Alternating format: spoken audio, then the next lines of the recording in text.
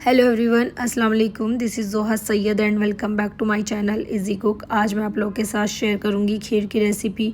और ये जो खीर है ये नॉर्मल खीर नहीं है, अपने साइड की नहीं है, ये पेशावर की एक किस्सा ख्वानी बाज़ार की खीर है। और ये उस बाज़ार में इतनी पॉपुलर, इतनी फेमस डिश है ना कि इसका जो नाम है उसी बाज़ार के नाम पे रखा गया है, किस्सा ख्वानी खीर। और खाने में इसका टेस्ट इतना डिफरेंट, इतना यम था ना कि जिसने भी ये मेरे घर में खाई है ना, हर किसी की ज़बान पे यही था कि भाई इस टाइप की खीर अब से पहले हमने तो नहीं खाई। इस किस्सा ख्वानी खीर को बनाते बनाते ना मुझे मेरा किस्सा याद आ गया, जो मैं आप लोग के साथ शेयर करूँगी बनाते हुए। तो चलिए इसको बनाना शुरू करते हैं। तो इसको बनाने के लिए यहाँ पर मैंने सबसे पहले ये चावल ले लिए, बासमती राइस है ये। यहाँ पे आप कोई भी चावल यूज़ कर सकते हैं। उनको अच्छे से वॉश कर लेंगे और फिर उसका 4 गुना पानी डाल के उसको बॉईल कर लेंगे। तो बॉईल हो जाएंगे चावल, उनको साइड रखेंगे। अब दूसरी साइड पे यहाँ पे ले लेंगे मिक्सी का जार, उसमें डालेंगे ये टोस्ट रस बोलते हैं जिसको, ये डालेंगे। यहाँ पे मैंने 6 से 7 रस लिए हैं। और जो हमने चावल बॉईल करके रखे थे ना, तो वो इसमें डाल देंगे आधे चावल, पूरे नहीं ऐड करेंगे, आधे चावल इसमें ऐड करेंगे। और 3 टेबल स्पून मैंने इसमें ऐड किया है मिल्क पाउडर, जिससे इसका टेस्ट बहुत आता है। और उसी के साथ मैंने इसमें थोड़ा दूध डाल के इसका इस तरह का एक बैटर तैयार कर लिया, स्मूथ सा बैटर तैयार कर लेना है। अब हमें ले लेना है दूध। यहाँ पे मैंने 1.5 किलो दूध लिया है। और जो हमारे बॉयल चावल थे बचे हुए, आधे हमने बचाए थे, वो साबुत इसमें ठंडे दूध में ऐड करेंगे। फिर इसको मीडियम फ्लेम पे रख देंगे। अब इसको मीडियम टू हाई फ्लेम पे एक बॉईल आने देंगे। जब इसमें एक बॉईल आ जाएगा तो फिर इसमें ये हमने जो पेस्ट तैयार किया था वो वाला पेस्ट ऐड कर देंगे। अब यहाँ पे हमें इसको चलाते रहना है बीच बीच में, क्योंकि इसमें बॉईल आ गया है। अभी हमें इसको 5 मिनट के ऐसे ही पकाना है मीडियम फ्लेम पे, और फिर 5 मिनट के लिए इसको चलाना है। तो इस तरह से चलाते हुए इसको पकाएंगे। अच्छा, यहाँ पे आपको लगेगा कि जो हमारा बैटर था हमने इसमें डाला था, तो उसके जो है लम्स बन गए हैं उसके अंदर, दूध के अंदर उसके। लेकिन ऐसा नहीं है, जैसे जैसे ये पकती जाएगी, जैसे जैसे ये दूध गाढ़ा होता जाएगा, तो ये जो लम्स हैं पूरे इसमें मिक्स हो जाएंगे, निकल जाएंगे सब। चले जी, अब इसको छोड़ देते हैं मीडियम फ्लेम पे। अब ये पकती रहेगी और इसको हम बीच बीच में चलाते रहेंगे। अब इधर जब तक हमारी खीर बन रही है तो मैं आपको अपना एक किस्सा सुनाती हूँ, जो मुझे ये किस्सा ख्वानी खीर बनाते बनाते याद आया था। तो हुआ ये था भाई कि जब मेरा निकाह हुआ था स्टार्टिंग में, तो उस टाइम पे ना मुझे मतलब घर गृहस्थी का या कुकिंग का सी भी नहीं पता था, ट्रस्ट मी। तो मैंने कभी कुछ किया नहीं अपने घर में। इनफैक्ट कभी हमने चाय वगैरह भी पी है ना, तो हमारी अम्मी बना कर देती थी हमें, तो वो भी नहीं हमें अच्छे से आती थी। लेकिन भाई ससुराल में ऐसा नहीं चलता, खुद करने पड़ते हैं हमारे अपने काम भी, और अपने लिए भी करना पड़ता है और सामने वालों के लिए भी करना पड़ता है। और मेरी इस कमी के लिए मेरे हस्बैंड को भी बहुत कुछ सुनना पड़ा, बहुत सारे लोगों का।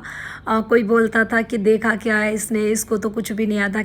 और मैं यहाँ उनका नाम नहीं लूँगी, लेकिन आज तक मुझे एक बात याद है, मुझे ये बात बहुत दिल पे लगी थी। तो ये बोला गया था कि देखा क्या है इसके अंदर, है ही क्या ऐसा कि भाई ये तो इसके गोरे रंग पे मर गया। घर गृहस्थी वाली लेकर आता, कोई अच्छी लेकर आता, खूबसूरती का क्या है, खूबसूरती से पेट थोड़ा ही भरता है। मतलब बहुत सारी चीज़ें बोली गई हैं।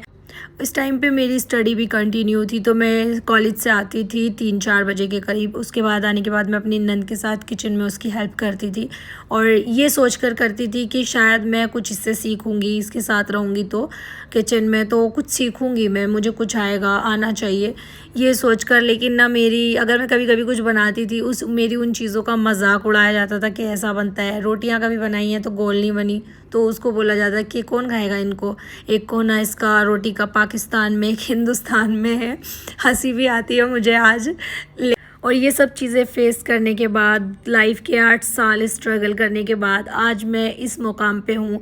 अल्लाह का इतना बड़ा करम है, ऊपर वाले का इतना बड़ा शुक्र है। मैं बड़ी बात नहीं करती, लेकिन मेरे ससुराल में और मेरे मायके में और मेरे हस्बैंड के पूरे ख़ानदान में, या फिर मेरे पूरे ख़ानदान में, मेरे टक्कर की कुकिंग कोई नहीं कर सकता। और ये बात मैं चैलेंज के साथ बोल सकती हूँ। इनफैक्ट मुझे कभी लगा नहीं था कि मैं कभी इतनी अच्छी कुक भी बन सकती हूँ। मैं इस चीज़ से कभी कभी खुश भी होती हूँ और कभी कभी दुखी भी होती हूँ। मैं मेरी कुकिंग से खुश इसलिए होती हूँ कि जो लोग मुझ पे उंगली उठाते थे आज उनके मुंह बंद कर सकती हूँ मैं, मुझ में इतना टैलेंट है। और दुखी इसलिए होती हूँ कि मुझे ये नहीं बनना था यार, मुझे कुछ और बनना था और कहाँ मैं कुकिंग वुकिंग के चक्कर में पड़ गई। लेकिन चलो, अल्लाह ताला ने फिर भी जो भी मुकाम दिया अच्छा है, बेहतर है, अल्लाह की रज़ा है उसमें, तो उससे बेहतर कुछ नहीं हो सकता। तो भाई यहाँ पे मेरा किस्सा, मैं अपना किस्सा ख़त्म कर रही हूँ क्योंकि हमारी किस्सा ख़वानी खीर ऑलमोस्ट तैयार सी होने वाली है। यहाँ खीर को पकते हुए 15 से 20 मिनट हो गई थी। मैंने इसको 5-5 मिनट ऐसे ही खुला पकाया और फिर 5-5 मिनट इसको चलाते हुए पकाया। और इस टाइम पे मैंने इसमें कुछ कटे हुए ड्राई फ्रूट ऐड किए, पिस्ता और बादाम। इसमें पिस्ता और बादाम ही ऐड किया जाता है। वैसे एज योर विश, आप कुछ और भी चाहें तो ऐड कर सकते हैं, लेकिन इसमें ज़्यादा ड्राई फ्रूट नहीं डाले जाते। जो इसमें डाले जाते हैं वो यही है, बादाम और पिस्ता। और उसी के साथ मैंने उसमें चीनी डाली है, 200 ग्राम चीनी डाली है मैंने उसमें। और 100 ग्राम चीनी हम यहाँ पे कैरेमलाइज़ करेंगे केसर के पानी के साथ। यहाँ मैंने केसर के धागे 10-15 धागे लिए और गुनगुने पानी में ये डालकर रख दिए थे, जिससे उसमें कलर आ गया था अच्छा सा। और फिर इसको मैंने ये मेल्टेड चीनी में डाल दिया। अब इसको अच्छी तरह से मेल्ट कर लेंगे, कैरेमलाइज़ हो जाएगी पूरी तरह से। फिर उसको हमें खीर में ऐड करना है। ये ऐसा समझो भाई जैसे कि दाल बनाते हैं ना, दाल तड़का, और उसमें दाल में लास्ट में तड़का डालते हैं, तो ये हमारी खीर का तड़का होता है चीनी को कैरेमलाइज़ करने के बाद। और यही इस खीर की जो होती है एक सीक्रेट चीज़ होती है, जिससे इसका टेस्ट बहुत नेक्स्ट लेवल का हो जाता है और बहुत इनहेंस हो जाता है। यहाँ चीनी को कैरेमलाइज़ होने में टोटल 6-7 मिनट ही लगे थे। मीडियम फ्लेम पे इसको मैंने किया। फिर मैंने इसको खीर में ऐड किया क्योंकि खीर हमारी काफ़ी थिक हो गई थी। इसको बहुत ज़्यादा गाढ़ा नहीं करना होता क्योंकि ये जैसे जैसे ठंडी होती है ना खीर, तो वैसे ही ये फिर गाढ़ी होती चली जाती है। तो इसको थोड़ा सा लूज़ ही रखते हैं। और जो बचा हुआ जो इसका मिक्सचर था ना कैरेमलाइज चीनी का, तो मैंने उसमें थोड़ा सा ये खीर वाला दूध ऐड करके और उसमें मिक्स करके इसमें डाल दिया। अब हमें क्या करना है, इसको 5 मिनट, ज़्यादा नहीं, मीडियम फ्लेम पे 5 मिनट और पकाएंगे। थिकनेस तो इसमें इस टाइम पे परफेक्ट है, लेकिन 5 मिनट मैंने इसको और पकाया ताकि जो चीनी का फ्लेवर है जो हमने कैरेमलाइज करके डाली है वो अच्छी तरह से खीर के अंदर मिक्स हो जाए, पूरा फ्लेवर उसमें आ जाए। अब खीर को यहाँ पे मैं बाउल्स के अंदर ट्रांसफ़र कर रही हूँ और इसका टेक्सचर आप देख सकते हैं कितना ज़्यादा, बहुत ज़्यादा लिक्विड ही नहीं है और बहुत ज़्यादा थिक भी नहीं है। इस तरह का ही इसे टेक्सचर होना चाहिए क्योंकि ठंडी होने के बाद, फ्रीज़ करने के बाद ये काफ़ी थिक हो जाती है। तो इस टाइम पे इसको ज़्यादा गाढ़ा नहीं करना है, बस इसी तरह का कर लें और फिर इसको ट्रांसफ़र कर लें बाउल्स के अंदर।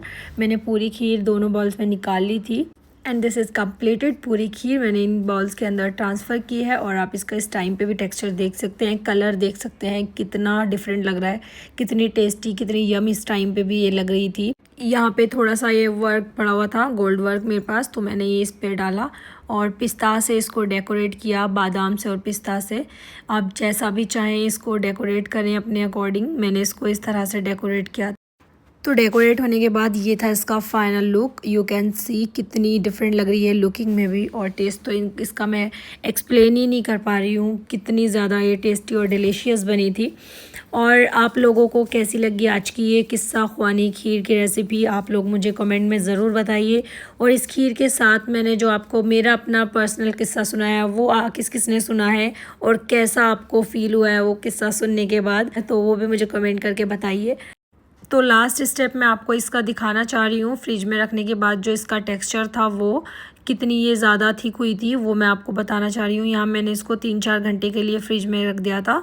तो उसके बाद इसको हमने जब निकाला तो देखिए इसका टेक्सचर कुछ ऐसा था, जबकि गरम गरम थी जब ये हमने सर्व की थी उस टाइम पे बहुत ज़्यादा लिक्विडी लग रही थी, लेकिन इस टाइम पे ये ऐसी हो जाती है। और इस टाइम पे आप खुद देख सकते हैं, आइडिया लगा सकते हैं, अंदाज़ा लगा सकते हैं कि टेस्ट इसका किस टाइप का होगा।